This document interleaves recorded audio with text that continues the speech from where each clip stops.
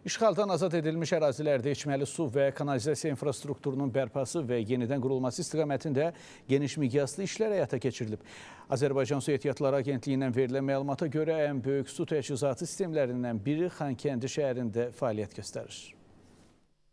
Sərsəng su anbarı Azərbaycanın ən iri strateji su təsərrüfatı obyektlərindən biridir. Tərtər çay üzərində Ağdərə rayonu ərazisində yerləşən su anbarı 1976-cı ildə istifadəyə verilib. Ümumi tutumu 560 milyon kubmetr olan anbar ölkənin mühüm su ehtiyatlarından hesab olunur.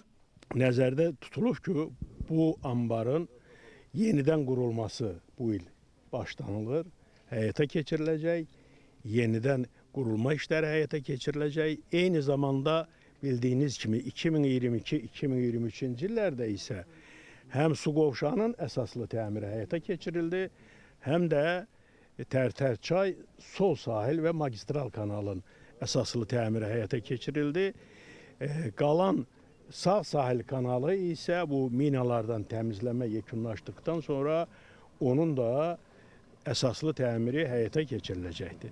Sərsəng su anbarının uzunluğu 11,76 kilometr, eni 2 kilometr, maksimal dərinliyi isə 103 metrdir. Bəndin hündürlüyü 125 metr, uzunluğu isə 555 metrdir. Anbarın bəndində ümumi gücü 50 meqavat olan su elektrik stansiyası fəaliyyət göstərir. Sərsəng su anbarı 96.200 hektar torpaq sahəsini suvarmalıdır. 7 rayonu Bərdə, Tərtər, Goranboy, Yevlax, Ağdərə, Ağdam və Ağcabədi rayonları. Hal-hazırda aşağıda sol sahil magistral kanalı təmir olunubdur. Ondan 4 rayona biz su veririk. Təxminən 60 min hektar.